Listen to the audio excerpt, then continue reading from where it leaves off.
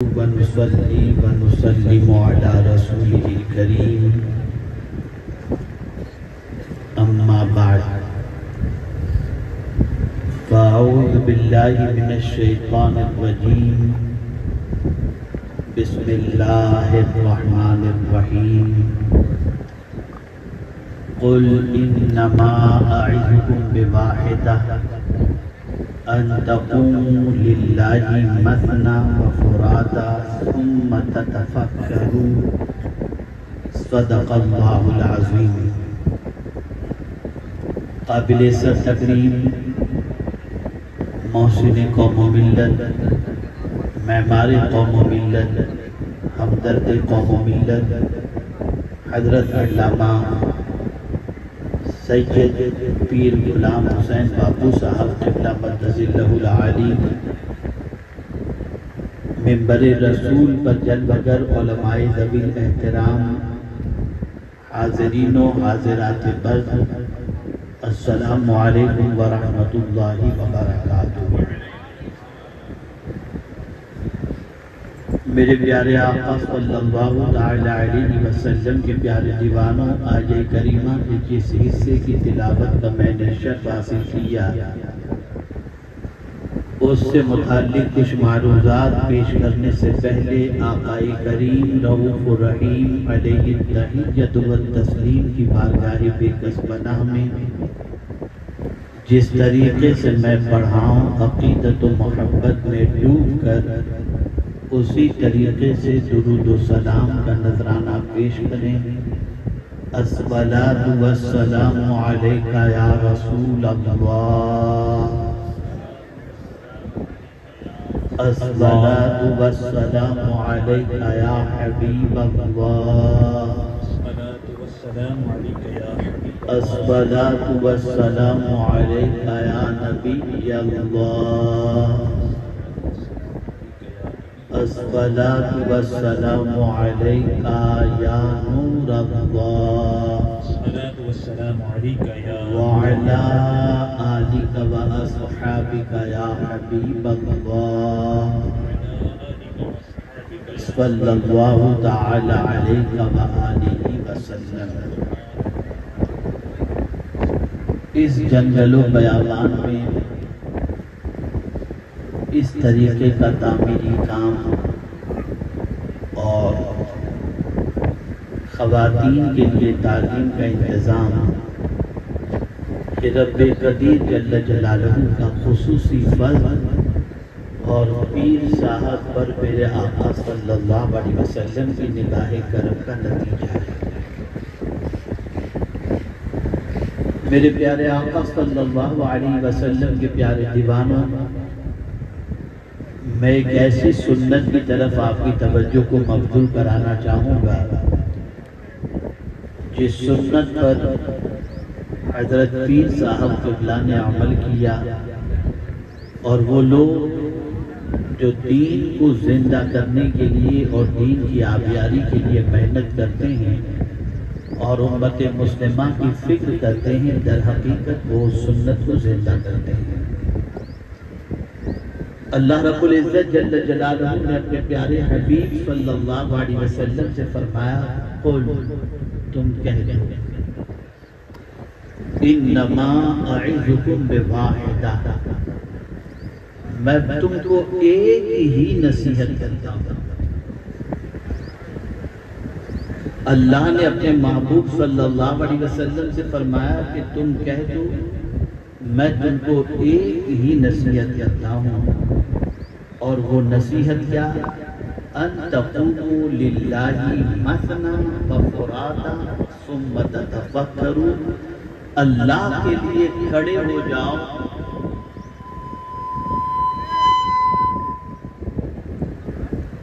اللہ کے لیے کھڑے ہو جاؤ، دو یا ایک۔ آپ اندازہ لگائیے، پروردگار جل جلالہ اپنے پیارے حبیب صلی اللہ علیہ وسلم کے واسطے سے یا تو دو کھڑے ہو جائیں یا ایک کھڑا ہو جائے، اور پھر کھڑے ہو کر کرے کیا؟ ثم تتفکروا، پھر غور و فکر کریں۔ کیا غور و فکر کریں؟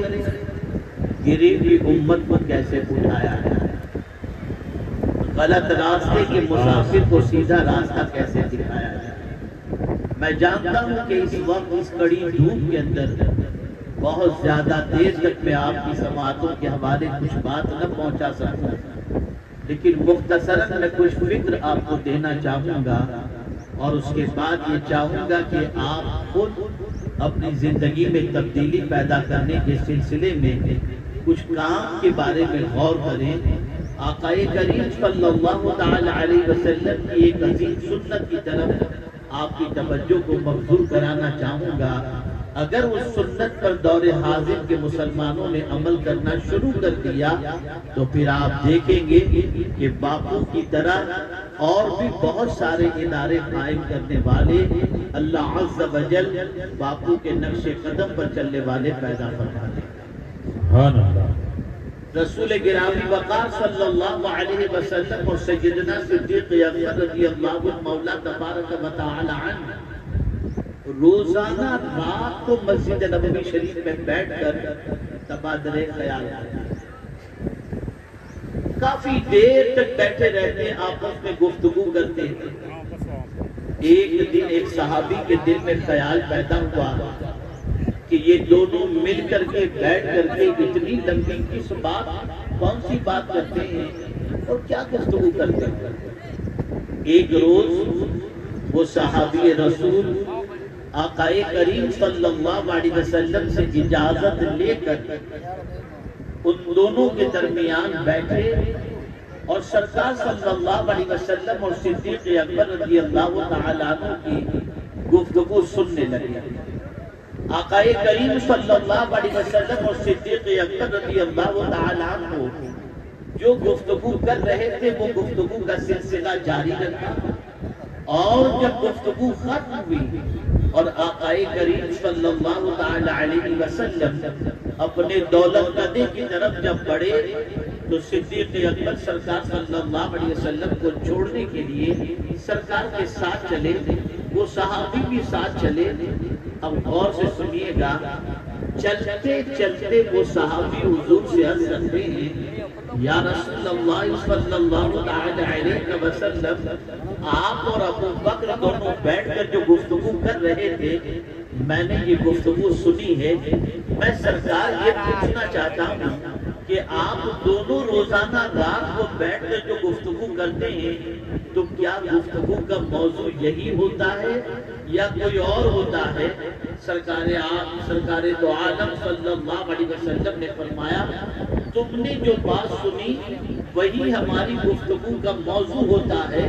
وہ صحابی کہتے ہیں، خدا کی قسم گفتگو کا موضوع کیا تھا؟ آؤ حضور کے امتیوں میں تم کو بتاؤں کہ حضور صلی اللہ علیہ وسلم کی گفتگو کا موضوع تھا کہ گری ہوئی امت کو کیسے اٹھایا جائے۔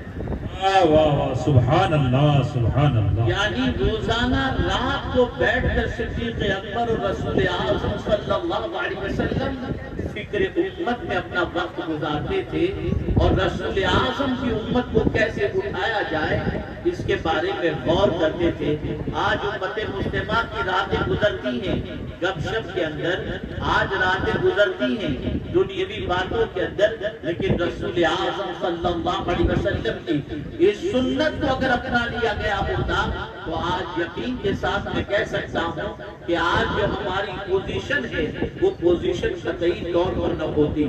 آپ اندازہ لگائیں کہ اللہ عز و جل کے لیے قرآن نے کہا کھڑے ہو جاؤ اللہ کے لیے، ایک سید غلام حسین باپو مقدس اللہ العالی کھڑے ہوئے، تو آپ اندازہ لگائیں کہ آج جو ہے صحرا کے اندر انہوں نے گلستان بنا دیا، اور یہ ایک ہی نہیں بلکہ کتنے ادارے انہوں نے قائم کر دیے۔ اور آپ کو میں یہ بتاؤں تو غلط نہ ہوگا، اللہ عز و جل اسی کام کو عروج تک پہنچاتا ہے جس کام کے اندر عمارتیں نہیں نیت دیکھی جاتی ہے۔ باپو کی نیت اتنی اسٹرانگ تھی کہ وہ قدم بڑھاتے گئے، مولا نے ان کا ساتھ دیا اور لوگوں کے پیچھے پیچھے چلنا شروع ہو گیا۔ سبحان اللہ سبحان اللہ۔ نعرہ تکبیر، نعرہ رسالت، علماء اہل سنت، تحریک صدیقی، اے رسول اعظم صلی اللہ علیہ وسلم کے دیوانوں، اپنی فکر کرنا، اپنی اولاد کی فکر کرنا، یہ بھی کوئی فکر کی بات ہے؟ یہ تو ہر کوئی کرتا ہے۔ ایک کتا بھی اپنے اولاد کی فکر کرتا ہے اور خود کی فکر کرتا ہے۔ کمال کی بات تو یہ ہے کہ حضور کی امت کی فکر کی جائے، حضور کی امت کا بھلا چاہا جائے۔ آپ اندازہ لگائیں رسول رحمت صلی اللہ علیہ وسلم کے اس درد کو، اس فکر امت کے جذبے کو صحابہ بھی جانتے تھے، اس فکر امت کے جذبے کو فرشتے بھی جانتے تھے۔ یہی وجہ تو تھی کہ جب رسول اعظم صلی اللہ علیہ وسلم شب معراج تشریف لے جاتے ہیں تو آپ جانتے ہیں جب سدرۃ المنتہا پر حضرت جبریل امین روک جاتے ہیں اور آگے جانے کی جسارت ان میں نہیں ہوتی، اور یہی ان کے لیے آخری پڑاؤ تھا، آخری منزل تھی۔ اللہ اکبر! تو میرے آقا صلی اللہ علیہ وسلم نے جبریل امین سے پوچھا تھا، ہل لک حاجت یا جبریل، اے جبریل تیری کوئی حاجت ہو تو بیان کر، قربان جائیے۔ جبریل جانتے تھے آگے کا سفر میں نے نہیں کیا، اگر میں کہہ دوں کہ حضور مجھے ساتھ لے چلو تو سرکار لے جانے کی صلاحیت رکھتے ہیں، لیکن آقا کریم صلی اللہ علیہ وسلم کی بارگاہ میں حضرت جبریل امین نے یہ نہیں کہا، حضور میں نے لامکان کی سیر نہیں کی، مجھے ساتھ لے کر کے جائیے، بلکہ حضرت جبریل امین سرکار کو خوش کرنے کے لیے اگر کہتے ہیں تو یہ کہتے ہیں، سرکار میری ایک ہی حاجت ہے، جب آپ کی امت پل صرا سے گزرے تو میں اپنے پروں کو بچھا دوں۔ سبحان اللہ، سبحان اللہ۔ ماجرا کیا ہے؟ امت حضور کی ہے، پر بچھانے کی بات جبریل کر رہے ہیں تو جواب ملے گا، اگر حضور کو خوش کرنا ہے تو حضور کی امت کا بھلا چاہو، حضور حاضر۔ سبحان اللہ، سبحان اے اللہ۔ رسول اعظم صلی اللہ علیہ وسلم کے دیوانوں، سب سے بڑا بھلا کیا ہے؟ سب سے بڑی چیز کیا ہے؟ اس امت کی خیر خواہی کیا ہے؟ تو میں آپ کو بتاؤں، علم سے بڑھ کر کے خیر خواہی کیا ہوگی، علم سے بڑھ کر کے بھلا چاہنا کیا ہوگا؟ جہالت کی وادیوں میں بھٹکنے والا انسان جب علم کے راستے پر قدم رکھتا ہے تو آپ نہیں جانتے آقا کریم صلی اللہ علیہ وسلم نے اس کی کتنی فضیلت بیان فرمائی۔ میرے آقا صلی اللہ علیہ وسلم ارشاد فرماتے ہیں، جو علم کے راستے پر چلتا ہے اللہ اس کے لیے جنت کا راستہ آسان کر دیا۔ سبحان اللہ۔ آپ ذرا سوچو، اندازہ لگاؤ، اس جہاد کے اندر اگر کوئی علم حاصل کرنا چاہتا کہاں جاتا، کیا انتظام تھا، کہاں پہنچتا؟ لیکن قربان باپوں کی عظمت پر اور اللہ کی باپوں پر ہونے والی عنایتوں پر کہ اس صحرا کے اندر انہوں نے اتنا بڑا ادارہ تعمیر کر دیا کہ حیرت ہوتی ہے کہ صرف یہ نہیں کہ اس علاقے کی بچیاں آ کر کے پڑھیں گی، بلکہ راجستھان سے یا ہندوستان کے کسی بھی علاقے سے پڑھنے آنے والی بچی کی علمی پیاس کو بجھانے کا انتظام حضرت باپو صاحب قبلہ نے فرمایا ہے۔ سبحان اللہ، سبحان اللہ۔ اب میں آپ کو بتاؤں، میں وقت زیادہ نہیں لوں گا، اس لیے کہ میں محسوس کر رہا ہوں کہ آپ کافی دیر سے بیٹھے ہیں۔ عورت کا علم حاصل کرنا کتنا ضروری ہے؟ عورت کا علم حاصل کرنا کتنا ضروری ہے؟ اسے میں صرف ایک جملے میں سمجھاتا ہوں، ایک جملے۔ باپ اگر دیندار ہے تو دین گھر کے دروازے تک پہنچتا ہے۔ باپ اگر دیندار ہے تو دین گھر کے دروازے تک پہنچتا ہے، اور اگر ماں دیندار ہے تو دین نسلوں تک پہنچتا ہے۔ سبحان اللہ، سبحان اللہ۔ بہت خوب۔ نعرہ تکبیر، نعرہ رسالت، علماء اہل سنت صلی اللہ علیہ وسلم کے دیوانوں، یہاں پر ایسی مائیں مستقبل میں بنیں گی جن کے پاس علم کی دولت ہو، جو اپنی نسلوں کو نماز بھی سکھائیں گی، جو اپنی اولاد کو تربیت بھی دیں گی، جو اپنی اولاد کو قرآن بھی سکھائیں گی، جو اپنی اولاد کو اخلاق کے زیور سے آراستہ بھی کریں گی۔ ہم یقیناً ماہ محرم شریف کے اندر تاجدار کربلا کی شہادت کے واقعات بیان کرتے ہیں اور کرنا بھی چاہیے، لیکن میں پوچھنا چاہتا ہوں امام حسین کو تاجدار کربلا بنایا کس نے؟ اسی خاتون جنت نے جن کی تربیت کی بنیاد پر امام علی مقام رضی اللہ تعالی عنہ کربلا کے میدان کے اندر اپنی جان آخری کے سپرد فرمائی اور حیات اسلام کے لیے اپنا سب کچھ لٹا دیا۔ اے رسول اعظم صلی اللہ علیہ وسلم کے دیوانوں، یاد رکھیں عورت کا علم حاصل کرنا بے پناہ ضروری ہے، قربان چاہیے۔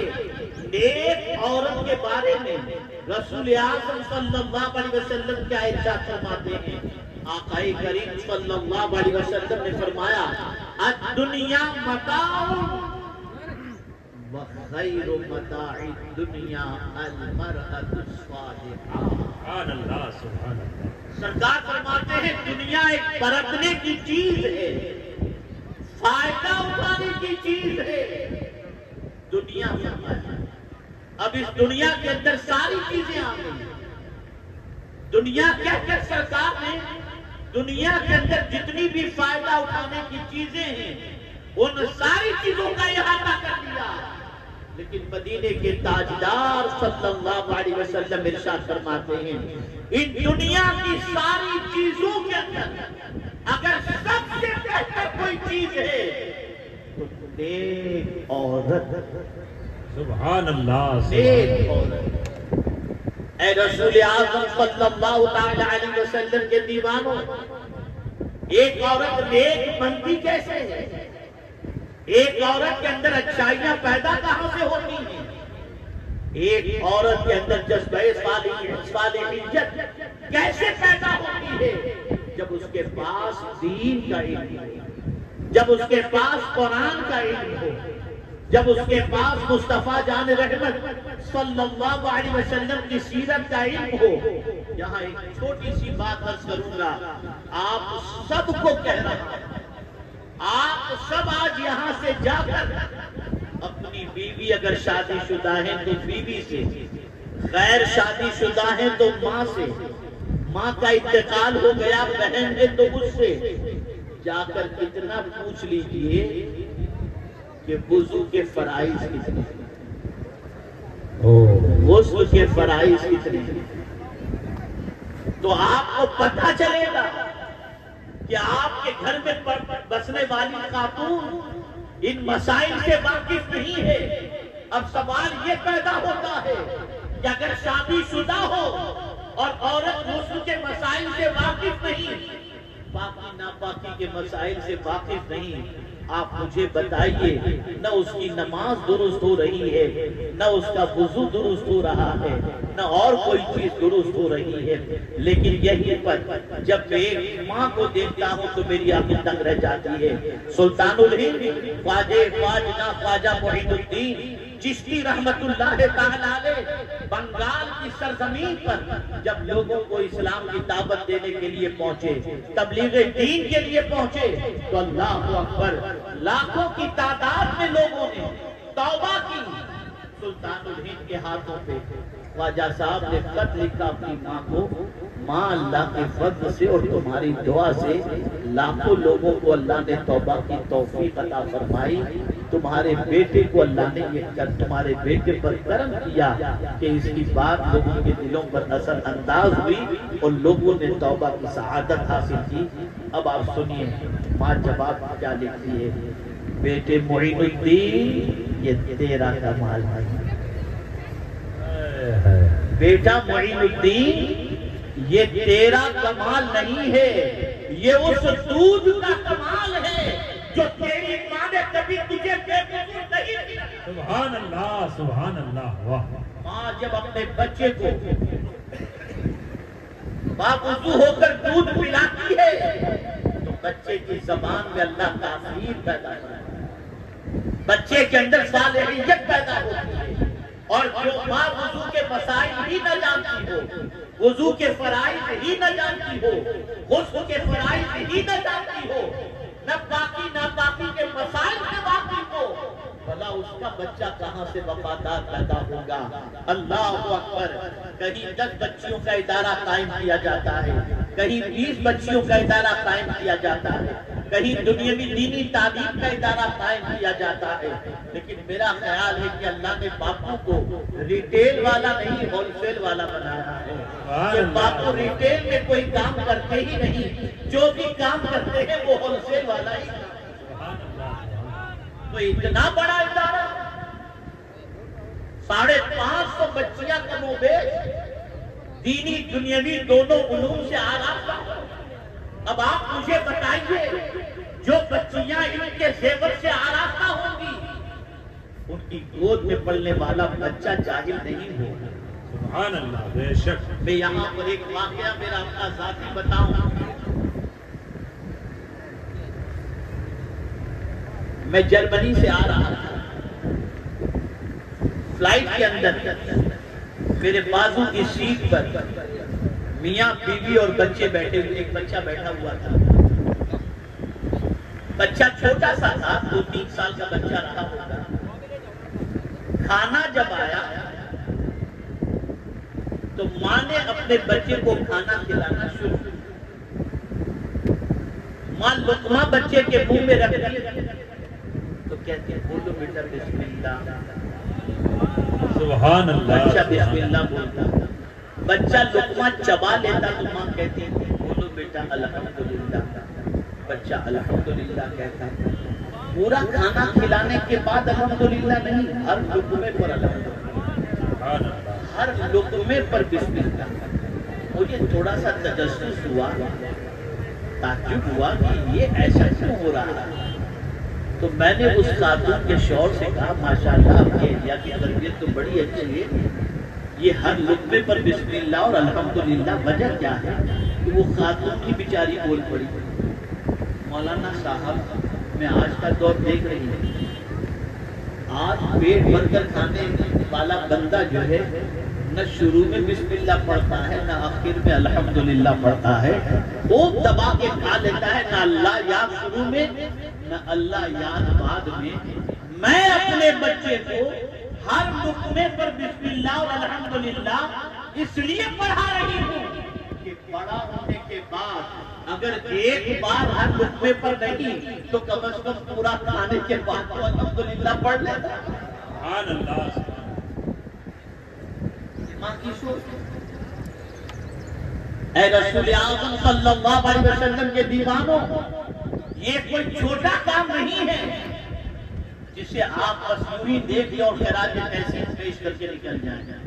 یہ وہ کام ہے جس کام کی بنیاد پر نسلیں تعمیر ہوگی، جس کام کی بنیاد پر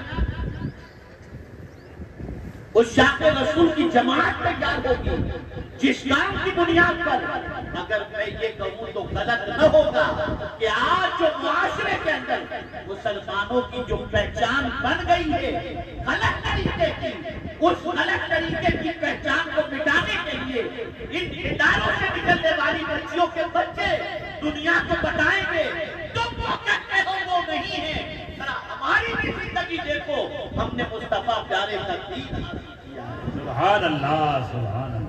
یہ بہت بڑا کام ہے، بہت بڑا کام ہے، اور یاد رکھیں کم و بیش مدینے میں 139 کے قریب فقہا موجود تھے۔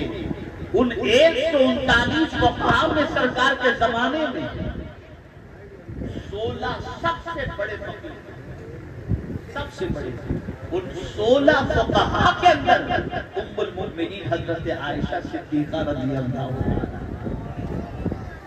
سبحان اللہ، سبحان اللہ۔ جب صحابہ کسی مسئلے میں پریشان ہوتے اور حل نہ نکلتا تو پس پردہ ام المؤمنین سے مسئلہ پوچھ لیتے تھے اور صحابہ کے مسئلوں کا حل ام المؤمنین بتا دیا۔ سبحان اللہ، سبحان یہاں سے اللہ۔ یہ بات سمجھ میں آئی، اسلام صرف مردوں ہی سے نہیں پھیلا ہے، بلکہ اسلام کو پھیلانے کے اندر، تعلیمات قرآن پھیلانے کے اندر خواتین کا بھی بڑا کلیدی رول رہا ہے۔ بلکہ اگر یہ کہوں تو بے جا نہ ہوگا، سب سے پہلے چہرے نبوت اگر کسی نے دیکھا تو مرد نے نہیں، عورت نے۔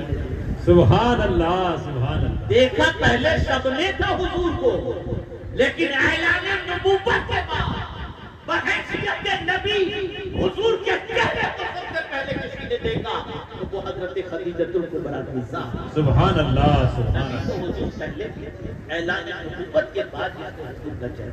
اسلام کی راہ کے اندر سب سے پہلے جان دینے والا اگر کوئی ہے تو کوئی اور نہیں، وہ بھی خاتون ہی تھی، حضرت سمیہ رضی اللہ تعالی. سبحان اللہ سبحان اللہ. آج خواتین کی رسپانسبلٹی بہت زیادہ ہے، اور صرف یہی نہیں کہ خواتین نے یہ کلیدی رول پلے کیا ہے کہ دین کا کام پہنچایا. نہروں کو خودوانا، زبیدہ کی نہر مشہور ہے. سوشل ایکٹیویٹیز کے اندر خواتین کا کلیدی رول رہا ہے. آپ ذرا دیکھیں تو تاریخ کے اندر ایسے بے شمار واقعات ملتے ہیں جس میں خواتین نے اپنا کلیدی رول پلے کیا، لیکن چونکہ الیکٹرانک اور پرنٹ اور سوشل میڈیا کے ذریعے خواتین کو صرف بے حیائیاں دکھائی جاتی ہیں اور ان تک اسلام کا پیغام صحیح طور پر نہیں پہنچ پاتا اور اخلاقیات کا درس ان تک نہیں پہنچ پاتا، نتیجتاً ان کی زندگی دوسرے راستے پر چلی جاتی بھی نظر آتی ہے. میں سمجھتا ہوں آج آپ اور ہم جتنے خوش ہو رہے ہیں اس سے کئی گنا زیادہ مدینے کے تاجدار خوش ہو رہے ہیں. سبحان میرا اللہ. مولا خوش ہو رہا ہوگا کہ مجھ سے آقا سوچ رہے ہوں گے کہ مجھ سے جوڑنے کے لیے اور میرے رب سے جوڑنے کے لیے میری کنیزوں کو اور میرے امتیوں کو باپو نے ایسا ادارہ قائم کر دیا کہ اب وہاں پڑھنے والی بچیاں گانا نہیں گنگنائیں گی، مدینے کے تاجدار کی نعتیں. سبحان اللہ. نعرہ تکبیر، نعرہ رسالت، عظمت اسلام، علماء اہل سنت، جامعہ میمونہ. میں آج کے اس پرمسرت افتتاحی تقریب کے موقع پر محسن قوم و ملت سرمایہ اہل سنت صوفی باصفا حضرت علامہ سید پیر غلام حسین باپو صاحب قبلہ اور ان کے جتنے بھی اعوان و انصار ہیں سب کو سنی دعوت اسلامی کی جانب سے مبارکباد پیش کرتا ہوں اور دعا کرتا ہوں کہ اللہ تعالیٰ ان کے نقش قدم پر چلنے کی ہمیں بھی توفیق. آمین آمین. باپو سے میرا رشتہ بچپن کا، جی واہ سبحان اللہ. میں بہت چھوٹا تھا تب باپو تشریف لایا کرتے تھے ہمارے شہر میں، دعائیں دیا کرتے تھے. باپو کو بھی میرا بچپنا یاد ہے اور مجھے بھی باپو کی جوانی یاد ہے. آہ سبحان اللہ کئی سبحان اللہ. مرتبہ باپو نے مجھے یاد فرمایا، لیکن کچھ وجوہات کی بنیاد پر، مصروفیت کی بنیاد پر میں باپو کے یہاں حاضر نہ ہو سکا. لیکن آج کے دن کے لیے باپو نے جب یاد کیا تو میں نے کہا جاؤں گا انشاءاللہ کیسے بھی کر کے. کریم نے کرم فرمایا، حاضری کی سعادت نصیب ہوئی. سبحان دعائیں لینے کے لیے حاضر آیا ہوں. امید کرتا ہوں کہ باپو اپنی نیم شبی کی دعاؤں میں اس گنہگار کو اور سنی دعوت اسلامی کو، امت مسلمہ کو یاد رکھیں گے. اللہ تعالیٰ باپو کا سایہ امت مسلمہ کو سلامت رکھے، اور جو لوگ باپو کے دست بازو بن کر کے اداروں کی اور تعلیم گاہوں کی تعمیر و ترقی کے سلسلے میں جد و جہد کرتے ہیں، اللہ تعالیٰ اپنی شان کے مطابق سب کو اجر عظیم عطا فرمائے. آمین. وما علینا الا البلاغ المبین. السلام علیکم ورحمۃ اللہ.